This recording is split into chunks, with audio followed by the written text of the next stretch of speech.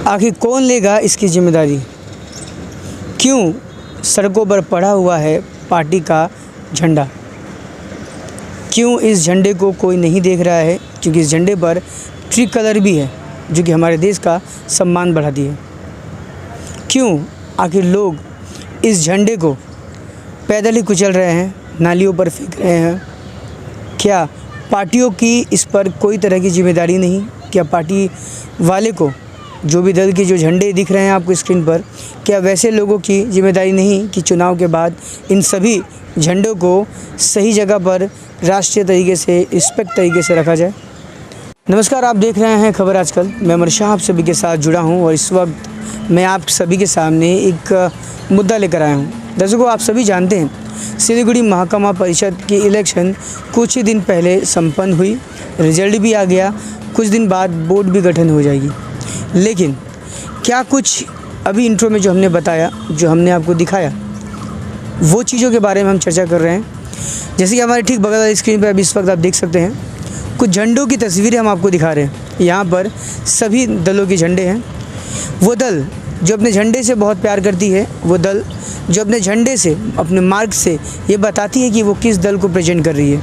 एक झंडा ये भी बताता है कि उस झंडे से कितना भावना उस पार्टी के लोगों का जुड़ा होता है, उस कार्यकर्ताओं का जुड़ा होता है। ये झंडा ये भी बताता है कि जो पार्टी वो करते हैं, उस पार्टी की जब जीत होती है तो इसी को लहराने के लिए वो बड़े बड़े तरीके के जो बड़े बड़े झंडे हैं वो लेकर घूमते हैं और जश्न मनाते हैं। लेकिन जब काम निकल जाता है तो ये जो झंडे आप इस वक्त फिर स्क्रीन पर जो लगातार देख रहे हैं, ये वो झंडे आपको काम होने के बाद या तो नदी पे मिलते हैं, या तो नाले पे मिलते हैं, या कचरे पर मिलते हैं, या फिर सड़कों पर मिलते हैं। और उसी सड़कों पर गुजरते हुए कई पैदल चलने वाले गाड़ी चालक उसी झंडे से गुजरते हुए चलते हैं और एक तरीके से ये बहुत बड़ा अपमान है उस सभी झंडों का। खास अगर हम बात करें तो इस झंडे की बदनामी तो हो रही है, दल जो जिस झंडे का प्रयोग कर रहा है उस झंडे का बदनामी तो हो ही रही है, उस प्रतीक की बदनामी तो हो ही रही है। साथ ही साथ कुछ झंडों में ट्री कलर है, यानी कि हमारे देश के राष्ट्रध्वज का कलर है, और कहीं ना कहीं उसका भी अपमान इससे आप जोड़ सकते हैं। क्यों और किस लिए इस चीज़ों के ऊपर ध्यान केंद्रित करना चाहिए और क्यों हमने आप सभी का ध्यान केंद्रित करवाया है? आपको बता दें कि पिछले 26 तारीख को पोलिंग हुई थी। पिछले 24 जून को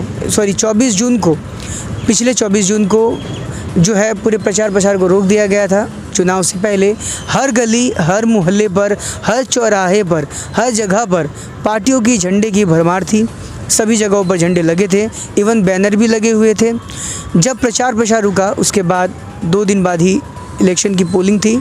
उसके बाद 29 जून को रिजल्ट भी आया, लोगों ने जश्न भी मनाया, सब कुछ किया। लेकिन जिस दल को जिसने प्रेजेंट किया वो झंडा वहीं का वहीं रहा। आपको हम यहाँ पर दिखाना चाहेंगे, यहाँ पर कुछ झंडे इस वक्त हम आपको यहाँ दिखाएंगे। देखिए वो झंडा है, यहाँ पर तृणमूल कांग्रेस की झंडा है, यहाँ पर भाजपा का झंडा है। फिलहाल यहाँ पे भाजपा की झंडा यहाँ पर देखिए, एक तरफ यहाँ ऊंचा है, दूसरी तरफ भाजपा का झंडा नीचे लटक रहा है। ये देखिए इस वक्त और भी कई सारे विजुअल्स के माध्यम से हम आपको वो झंडे दिखा रहे हैं। ये देखिए, ये यहाँ पर इस वक्त आपको बिल्कुल ये झंडा दिख रहा है। तो ये जो चीज़ें हैं आप समझ सकते हैं कि किस तरीके से रिप्रेजेंट करते हैं अपने पार्टी के लोगों को, अपने पार्टी को, कि क्या उनकी मानसिकता है, किस तरीके से वो अपने झंडे से, जो उनके दलीय पताका आप कह सकते हैं, वो कितना इम्पोर्टेंट रखता है उनके लिए। ये आपको ये जो तस्वीरें हैं वो दिखा रही है। उम्मीद करते हैं कि इस वीडियो के बाद सभी जो भी पार्टी के लोग हैं, जो भी कार्यकर्ता हैं, या जो भी उच्च अधिकारी हैं, पदाधिकारी हैं, उनको ये एहसास हो कि इलेक्शन के बाद या किसी भी तरह के ब्रांडिंग या प्रचार प्रसार के बाद जो झंडा वहाँ पर लटकते हुए सड़ जाता है, धूप बारिश में गीली होते हुए, उसका किसी तरीके से कोई मान सम्मान नहीं किया जाता है। लेकिन यही चीज़ अगर दूसरे पार्टी के लोग या दूसरे लोग अगर इसी झंडे को कहीं से उठाकर अगर कहीं रख दे तो बहुत बड़ा घमासान मच जाएगा, बहुत सारे समस्याएं आ जाएंगी, बहुत सारे बातें हो जाएंगी, बहुत बड़ा कहीं ना कहीं बखेड़ा खड़ा हो जाएगा। तो ये जो चीज़ें हैं अगर दूसरे लोग भी नहीं कर पाएँ, आम जनता को तो छोड़िए, उनका तो ध्यान इस पर जाता ही नहीं है। लेकिन जो झंडा जिस पार्टी का है, क्या उस लोगों की जिम्मेदारी नहीं बनती कि उस झंडे को जहाँ पर पर भी लगा है, सब कुछ ख़त्म होने के बाद उसे वापस से सही जगह पर अगले किसी कार्यक्रम के लिए बचा कर रखें। क्योंकि कहीं पे भी झंडा लगाया हुआ है, जहाँ पर सही लगाया हुआ है वहाँ पर तो सही है, लेकिन बाकी जगहों पर झंडे की क्या स्थिति है ये हम आपको इस वक्त दिखा रहे हैं। हमारा मकसद है किसी भी झंडा हो, चाहे वो दलीय पताका हो, चाहे वो राष्ट्रीय ध्वज हो, तो ये से जो चीज़ें हैं इनको बिल्कुल सम्मानीय तरीके से देखना चाहिए। किसी पार्टी को प्रतीक है, किसी लोगों की संवेदनाओं भावनाएं से जुड़ा है। एक पार्टी, एक दल एक बहुत बड़ी चीज़ होती है, बहुत उम्मीद होता है, बहुत भरोसा होता है, लोगों का एक सेंटीमेंट होता है, उन सब चीज़ों पर लोगों का ध्यान रहता है। और वहीं पर जब एक पार्टी अपने झंडे का कहीं ना कहीं अगर रक्षा नहीं कर पाती है या उसे एक अच्छे तरीके से मान सम्मान नहीं दे पाती है, तो आप सोच सकते हैं कि ये कितनी सोचने वाली बात है। मुझे लगता है शायद हमारे अभी तक देख रहे कई सारे व्यूवर्स को भी यही लगता होगा कि वाकई ये सोचने वाली बात है।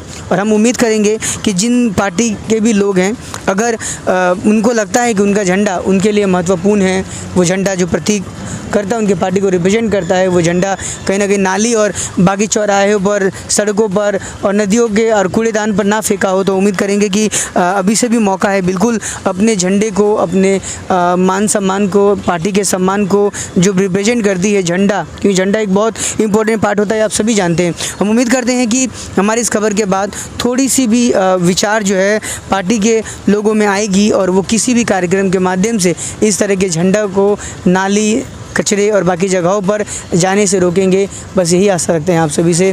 आप देख रहे थे खबर आजकल, लगातार खबरों के लिए बने रहे खबर आजकल पर और देखते रहें खबर आजकल। खबर आजकल देखने के लिए एक बार फिर से आप सभी का बहुत बहुत धन्यवाद। कैमरामैन राजा के साथ मैं मचा आप सभी का एक बार फिर से धन्यवाद करता हूँ।